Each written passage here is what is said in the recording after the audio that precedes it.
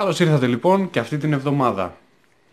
Την προηγούμενη εβδομάδα αναφέρθηκα λοιπόν στο θέμα της γλώσσας, γιατί θεωρώ το πώς πρέπει να κινηθεί κάποιος στο θέμα της γλώσσας. Με γρήγορα λόγια νομίζω ότι είναι καλό κάποιος να επενδύσει τη γλώσσα πριν πάει σε μια χώρα που δεν γνωρίζει τη γλώσσα ή δεν τη μιλάει καλά. Αναφέρομαι και στα αγγλικά σε αυτό, έτσι. Προσπαθήστε να φτάσετε σε όσο καλύτερο επίπεδο μπορείτε για να βρείτε και πιο εύκολα δουλειά. Θα το αναφέρω και σήμερα αυτό το πράγμα. Το δεύτερο πράγμα λοιπόν ήταν η ψυχολογία. Στο θέμα της ψυχολογίας ανέφερα ότι είναι καλό να έχετε λύσει τα θέματά σας, στο ότι φεύγετε από την Ελλάδα ήρεμοι και πάτε να είστε σε μια άλλη χώρα. Ίσως όχι για πάντα, απλά για να δείτε. Οπότε αυτό σας δίνει και μια άνεση, μια ευελιξία στο πώς θα κινηθείτε.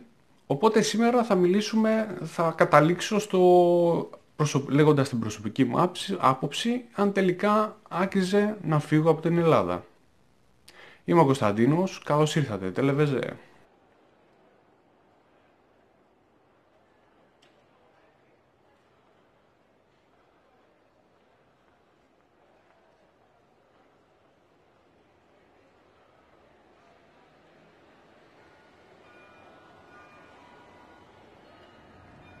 Λοιπόν, αφού αναφέρθηκα στην ψυχολογία και στη γλώσσα, θα ήθελα εδώ να πω κάτι. Αν θα άλλαζα κάτι ακόμα, αφού θα είχα ασχοληθεί με τη γλώσσα, θα πω ένα πράγμα που θα έκανα πριν έρθω στην Ολλανδία, ή εσείς ξαναλέω βάλτε όποια χώρα θέλετε, θα ήταν πρώτα να έχω κλείσει κάποιες συνεντεύξεις για δουλειά. Νομίζω αυτό θα ήταν το καλύτερο, νομίζω ότι αυτό είναι το ιδανικό, να έρθεις έχοντας κλείσει 2-3 συνεντεύξεις για δουλειά, να ξέρεις δηλαδή ότι κάπως τσουλάει καλά το βιογραφικό σου, έχεις μέλλον και ότι θα έχεις μια καλή αρχή. Συμβαίνει πάντα αυτό? Όχι, γι' αυτό ακριβώς το λέω, γιατί ένα από τα λάθη που έκανα λοιπόν ήταν ότι εγώ ναι μεν έστελνα για δουλειά. Και να πω την αλήθεια, είχα και μερικές καλές προτάσεις πριν έρθω εδώ πέρα. Το κακό ξέρετε τι ήταν, ότι εγώ επειδή άρχισα να βλέπω θετικά πράγματα, θετικές απαντήσεις, σε άλλες πόλεις, ήθελα να μείνω εξ αρχής στην Ουτρέχτη, το έχω αναφέρει λόγω του πανεπιστημίου για να κάνω κάποια στιγμή ένα διδακτορικό που ήθελα, τέλος πάντων. Όλα αυτά τα πράγματα. Μην μείνουμε τόσο σε αυτό, αλλά και ενώ είχα κάποιες θετικές αποκρίσεις για συνεντεύξεις, είχα αρχίσει να στέλνω πολύ πριν φύγω, ήμουνα σε φάση, οκ, εντάξει, όλα θα πάνε καλά. Και δεν έχουμε θέμα και μάλιστα είχα δεχτεί και προτάσεις από 2 ψιλοκαλές δουλειές, πάνω πολύ στο αντικείμενο που έχω σπουδάσει και εκεί πήρα τα πάνω μου. Οι προτάσεις αυτές ήταν από το Άμστερνταμ, να πω την αλήθεια, το οποίο νομίζω στο θέμα της δουλειάς είναι λίγο πιο άνοιχτο από ότι στην Ουτρέχτη. Και όταν ήρθα λοιπόν εδώ, άρχισα να ξαναασχολούμαι και είχα αυτό που ανέφερα στο προηγούμενο βίντεο, ότι είχα πολλές προτάσεις και όλες ήταν ολλανδικά. Κάτι που στο Άμστερνταμ δεν γινόταν. Δηλαδή στο Άμστερνταμ είχα βρει δουλειές πάνω στα αγγλικά. Οπότε ένα από τα πράγματα που θα συμβούλευα, προσπαθήστε να κλείσετε συνεντεύξεις πριν πάτε στη χώρα που θέλετε. Πάρα πολύ σημαντικό. Δηλαδή να έχετε μια καβάτζα. Στο θέμα έστω δουλειά, να είστε λίγο κάπως εκεί να πηγαίνουν καλά τα πράγματα. Τώρα, από εκεί και πέρα, θα συνεχίσω λίγο στο θέμα της ψυχολογίας, γιατί την προηγούμενη φορά ανέφερα να έχετε λύσει το θέμα σας, στο ότι φεύγετε και ότι μπορείτε να γυρίσετε οποιαδήποτε στιγμή θέλετε. Σήμερα θα μείνω λίγο θα συνδυάσω λίγο το κομμάτι, θα το πάω λίγο πιο συγκεκριμένα και στο θέμα της Ολλανδίας. Στο θέμα της Ολλανδίας λοιπόν, οι Ολλανδοί είναι πολύ θετικοί άνθρωποι, όταν θέλουν, αλλά γενικά στην καθημερινότητά τους είναι θετικοί. Πολύ ευχάριστοι και κουβέντα πιάνουν. Οπότε, άμα αποφασίσετε να έρθετε στην Ολλανδία, παραδείγματος χάρη, κοιτάξτε να είστε θετικοί όσο γίνεται. Ότι όλα θα πάνε καλά, να προσπαθήσετε να το μεταδίδετε αυτό το πράγμα. Είναι καλό αν κάποιες δουλειές σας αρέσουν να διαφερθείτε, να τηλεφωνήσετε στα γραφεία της επιχείρησης που θέλετε να δουλέψετε, να δείξετε ή να πάτε από εκεί. Αυτά είναι πολύ θετικά.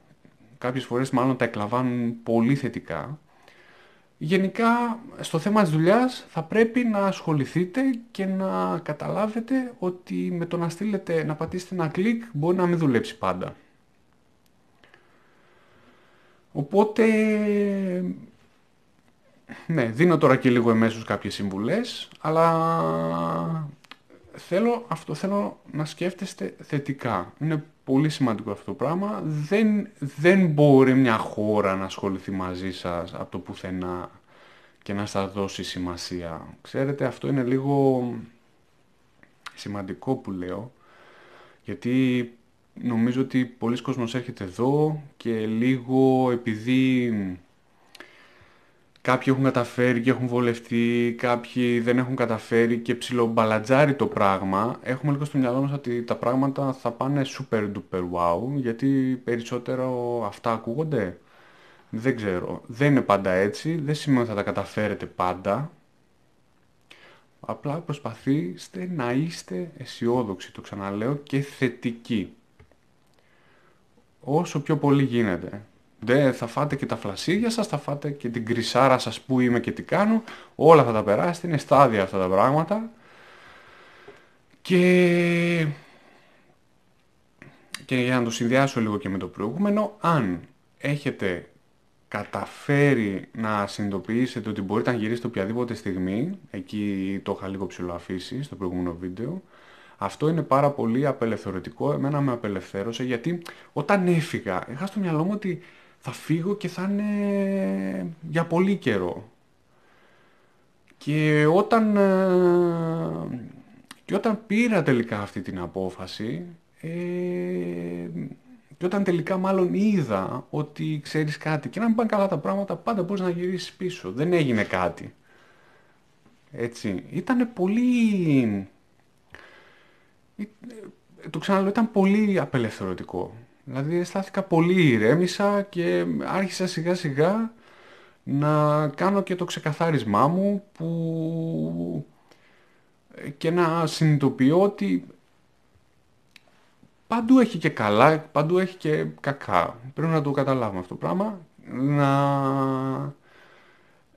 Και μάλλον θα το πάω και πάλι λίγο στο προσωπικό, λέγοντας πάλι για την προσωπική μου εμπειρία. Νομίζω ότι λίγο σαν λαός, και αυτό λίγο το ψηλό ανέφερα στο προηγούμενο βίντεο, λόγω της εσωτερικής κατανάλωσης που έχουμε δημιουργήσει έχουμε τοποθετήσει πολύ ψηλά κάποιες χώρες σε κάποια θέματα και πάμε με την προσδοκία του τέλειου και ξαφνικά προσγειωνόμαστε στην πραγματικότητα. Αυτό νομίζω είναι λίγο που πρέπει να προσέχουμε αρκετά, ότι να μην δημιουργήσουμε την εικόνα του τέλειου στο μυαλό μας. Δεν υπάρχει τέλεια χώρα, θέλει παντού, έτσι είναι η ζωή. Και στην Ελλάδα να μείνεις θέλει κόπο, θέλει να παλέψεις, θέλει να βρεις δουλειά, θέλει να γνωρίσεις τα σωστά άτομα, θα πάρει χρόνο αυτό το πράγμα. Και θέλει να το παλέψεις. Πόσο μάλλον, όταν πας σε μια καινούρια χώρα και ξεκινάς από το μηδέν. Δεν θα άλλαζα τίποτα. Δεν θα άλλαζα τίποτα. Ό,τι έχω μάθει το έμαθα με κόπο. Σαν Κωνσταντίνος θεωρώ ότι το διάστημα από το να φύγω ένα χρόνο πριν που το είχα πάρει απόφαση μέχρι σήμερα, νομίζω ότι έχω δει έναν τελείως διαφορετικό άνθρωπο. Έχω δει έναν άνθρωπο που έχει εξελίξει πάρα πολύ τις ικανότητές του. Έχει εξελιχθεί ο ίδιος βασικά. Τώρα λίγο μου κάνω το εγκόμιο. Και νομίζω ότι αυτό ευθύνεται στο ότι έφυγα από την Ελλάδα. Το αν θα γύριζα δεν μπορώ να πω, δεν μπορώ να ξέρω τι θα γίνει στο μέλλον. Σας είπα, και αυτό είναι μια άλλη ιστορία, έχω φτάσει στο να γυρίσω πίσω, ήμουνα στο παρατσάκ και δεν μπορώ να ξέρω. Οπότε δεν αποκλείω τίποτα. Και μάλιστα αυτό είναι πολύ απελευθερωτικό. Δηλαδή, έχω πει στον εαυτό μου ότι αν δεν τα καταφέρεις, πάρ' τα μπογαλάκια σου και πήγαινε κάπου αλλού. Ξεκίνα από το μηδέn, μπορείς να το κάνεις. Δεν ξέρω όμως πώς θα είναι και η ζωή μου αύριο εδώ πέρα για να κάνω κάτι τέτοιο. Νομίζω ότι όσο περνάει ο καιρός πάει καλά, πάει όλο και καλύτερα. Δηλαδή, τώρα ας πούμε όσο περνάει ο καιρός αρχίζω και βλέπω ότι κάνω το πρώτο ξεκαθάρισμα, το ότι τον κόσμο που γνώρισα στις αρχές, ποιους θέλω να κρατήσω, επαφές, ποιοι αρχίζουν και με εμπιστεύονται περισσότερο. Όλα αυτά είναι θέματα, όλα ξεκινάς από το μηδέν. Θέλει κόπο και υπομονή και λίγο, και μάλιστα εμείς που είμαστε λίγο, έχουμε μεγαλώσει με μια άλλη νοοτροπία, πρέπει να καταλάβουμε ότι δεν θα ασχοληθούν οι άλλοι με μας, έτσι. Πρέπει λίγο εμείς να κινήσουμε τον εαυτό μας. Αυτά ήταν, δηλαδή δεν θα άλλαζα με τη λογική, εντάξει, αν πήγαινα πίσω στον εαυτό μου θα του έλεγα αυτά τα λάθη έκανες, πάρε το χρόνο σου και κάνε αυτά. Οπότε μπορεί, δηλαδή άμα ήταν λίγο επιστροφή στο μέλλον, φάση, μπορεί να ήταν διαφορετικά. Μπορεί να μιλούσα στον εαυτό μου και να του έλεγα. Αλλά βλέποντας όλη αυτή την πορεία, αυτό των 2,5-3 χρόνων που πάω, που αγγίζω περίπου, άμα βάλω και τη διαδικασία, βγαίνει σίγουρα πάνω από 3 χρόνια, βλέπω έναν άλλον άνθρωπο. Εντάξει, τώρα αυτό είναι λίγο υπερβολή. Βλέπω έναν άνθρωπο που έχει εξελιχθεί αρκετά. Οπότε λοιπόν σίγουρα εμπειρία άξιζε. Ξαναλέω, δεν ξέρω αν θα γυρνούσα Ελλάδα. Έτσι, δεν ξέρω αν θα γυρνούσα Ελλάδα. Ξανά, δεν αποκλείω ποτέ τίποτα. Δεν μ' αρέσει. Φοβάμαι τους ανθρώπους που λένε ποτέ. Να μία από τις αρχές. Τους φοβάμαι πραγματικά. Δεν μπορώ να είμαι σίγουρος τι θα γίνει στη ζωή μου. Μπορώ να ξέρω κάποιες απόψεις που έχω εγώ σαν Κωνσταντίνος, αλλά δεν μπορώ να ελέγξω τα πάντα γύρω μου. Έτσι, νομίζω είναι λίγο πιο βαθύ αυτό που λέω.